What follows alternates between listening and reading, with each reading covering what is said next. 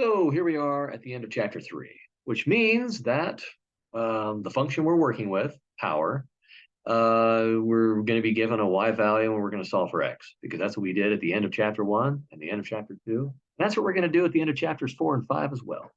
Okay, so use regression to find a power equation to model the data. Okay, so the descent rate for the high energy sports emergency parachute is shown on the table. All right, so if your platform height is one of these, then you know what the rate of descent is measured in feet per second. And of course, these are the x's, these are the y's. Hey, this time, guess what, ladies and germs? I actually remembered to type it in before I started recording. Okay, so I've got all that there under stat, enter. And now I'll go stat, right arrow, and then I'll go up to power regression. Make sure it says L1 and L2. And there's my equation. So yeah, it's so nice using the calculator. Okay, so y equals, oh, and then of course I did not see how many decimal places we're gonna round this off. Where do I keep that? Oh, right here. Let's see, guys, 3 decimal places. Got it. All right, so y equals 8.063 x raised to the 0.498 power. Okay, part A is done. Okay. And if you say it partay, you sound like you're from the 90s and you used to be cool. Okay, part B. Use your equation to predict the platform height necessary to have a 21 foot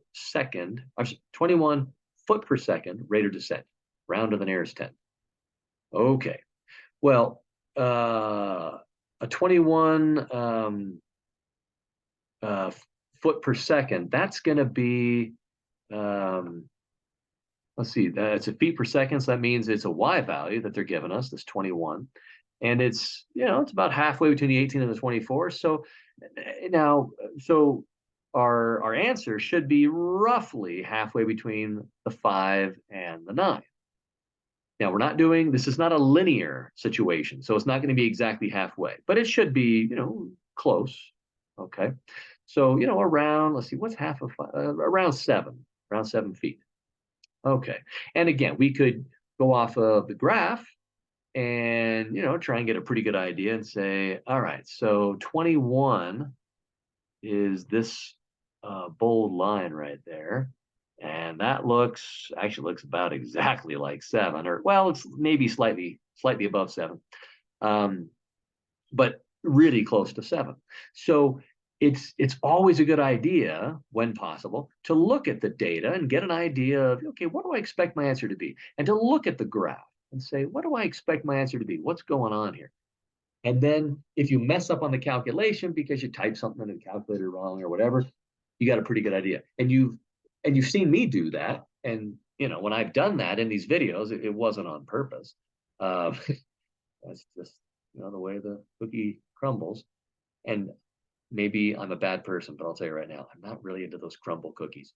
Yeah, they just really don't do it for me. Okay.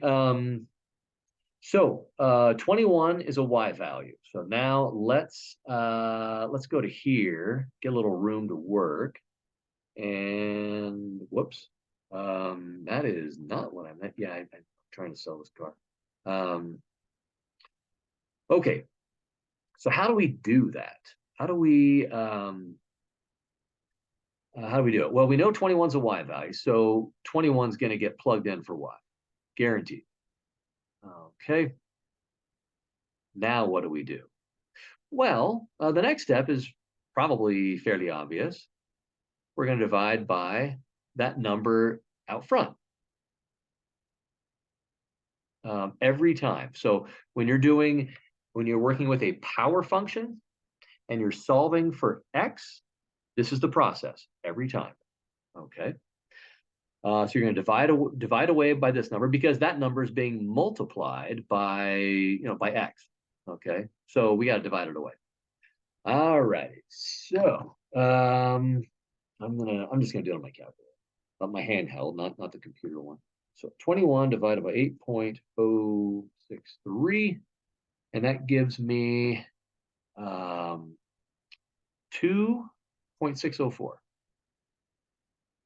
equals x to the 0.498. Okay. Now at this point, we got to get just a little bit creative. All right. Now we're going to do something, you might very well have never done before. So we're saying, okay, I want to get x by itself. That's how it always is in equations. And x is being raised to the 0.498 power. These guys are not multiplied together. If they were multiplied together, we would just divide this away and easy peasy lemon squeezy. But that's not the case. This is an exponent on the x.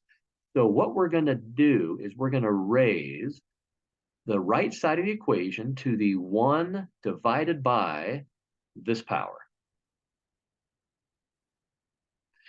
Okay, this uses a rule of algebra that we didn't really worry about learning, that when you have a power raised to a power, you multiply them. Well, if you multiply something by 1 over itself, that always comes out to 1. So this is going to, so these guys are going to cancel and just give us x to the 1 power, which is just x.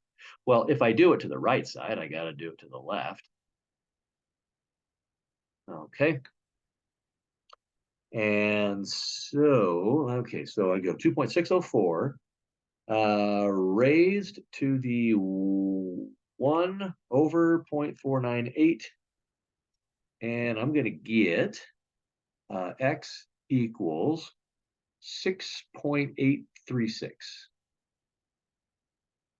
And the units are feet. Again, I need to include my units or it doesn't make sense. Maybe I should double check that. Was it feet? I think so. Let's see, this button. Yeah, the x units were feet. So that's all you do to solve in a power equation every time when you're solving for x. When you're solving for y, well, that's easy. We saw that in the last video.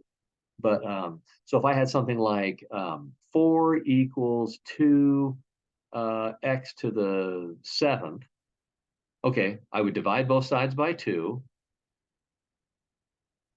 And then I would say, oh, let's raise both sides to 1 over the exponent. 1 over the exponent. And then your answer would be 2 to the 1/7. And then you plug it in your calculator. And that's what you do every time on these power functions. Okay. And that's it.